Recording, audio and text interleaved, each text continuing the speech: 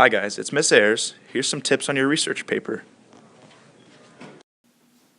Okay, so once you have a draft of your paper going, these are some tips for quick checks you can make or quick tips you can employ to do the best you possibly can on the paper. So let's talk about my first piece of advice. Number one, don't make the deductions easy for me. If I'm going to take off points on your paper, force me to bring my A game. There are some really simple errors, some of which can be costly, that I spot quickly and they're black and white. So let me talk about those. The misspellings of proper nouns from your novel.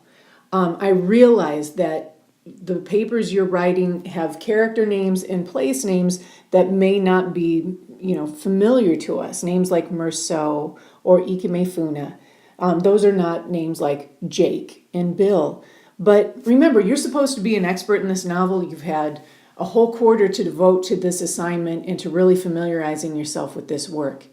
You can undo all your credibility by misspelling a character's name or misspelling the name of a place or a major event. Don't put yourself in that situation. Once that happens, it's black and white and I can take off the points very easily. Another empirical error would be formatting errors in those parenthetical citations. There are several details to manage with those, but you have a handout that walks you through it, and that handout is also available on the portal.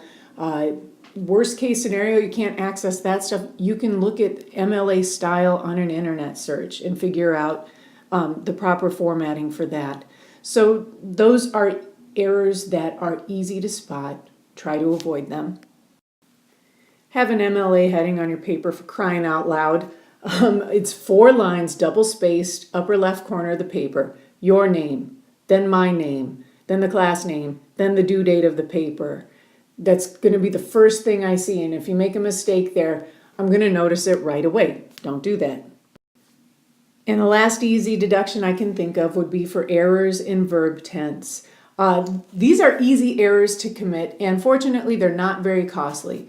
But you should probably know by now that when you're writing about fiction for an English class, you should always write in present verb tense. So my trick to avoid messing up on this one is when I'm pretty much finished with the paper, one of the last proofs I'll give will be just checking for verb tense to make sure it's in present tense.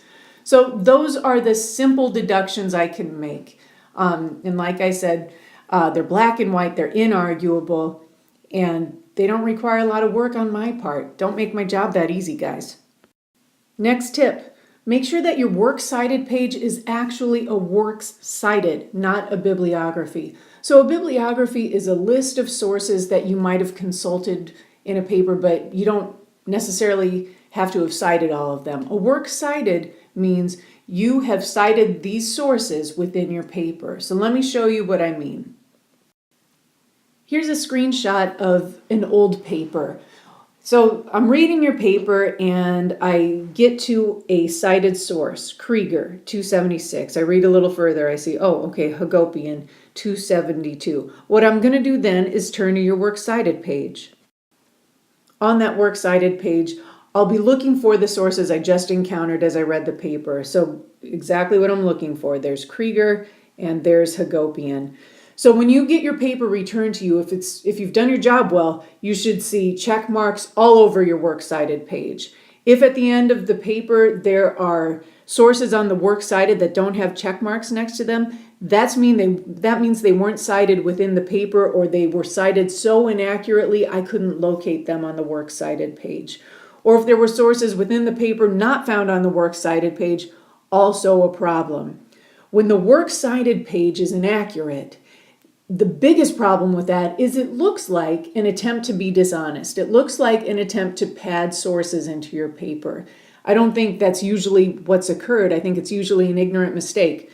But that is what a works cited page is supposed to be. Sources cited inside the work. So make sure everything I see on the works cited page, I see cited in the paper itself, and vice versa. Here's the next tip. Make sure you are citing from your novel often enough. This is probably the number one deduction I make on people's papers. Where's the textual support for this? This is a crucial point. Back it up with the text. Students will sometimes say to me, I felt like I would be oversighting to cite some textual support there. I felt like this was an obvious point. Look at it this way. If you overdo it and cite too frequently, the consequence of that is probably me writing on your paper, you didn't need to cite that. And I probably won't take points off for that. I can't recall a time when I have. If you don't cite often enough, the consequence for that is you haven't proven your point. Proving your point is a crucial part of this assignment, so the deduction for that will be big. And something else I tell students is when you feel like you have begun to beat a dead horse on this topic, you've probably said enough about it, just enough about it. Remember, I as your reader haven't thought about this topic as thoroughly as you have, so I'm going to need more guidance and more textual support for you to bring me on board with this idea. So cite frequently and make sure if you're going to make a mistake, make sure it's oversighting rather than underciting. Here's the last tip. When you're writing, do what you can to emphasize the uniqueness and the significance of your perspective. So when you're making a point to reinforce your thesis or an aspect of your thesis somewhere in the paper, prompt yourself to say things like, this is significant because, or this quote is essential because. When you're talking about the significance of your paper, you automatically lend yourself credibility and shows some sort of unique perspective that comes from you. That's a really, really hard thing to do and when you're writing about an old novel, when you're quoting other researchers. Make your own perspective stand out. When you're citing sources, it's also hard sometimes to distinguish your point of view from that of another scholar. So here's a trick for doing that. As you branch off from what another scholar says, you could say things like, if the scholar's name is Smith, what Smith doesn't consider after you've presented Smith's argument and you want to veer into your own, or beyond Smith's point, and then you launch into your own point of view. That is a very high level skill. It is showing your place within a community of scholars, within an academic community. So if you can find opportunities to do that, those are signals to me like, all right, this kid really has a point of view. And that is wonderful to see. Fellas, I know it's been a rough quarter. I wish you the very best this week. You're going to get through this.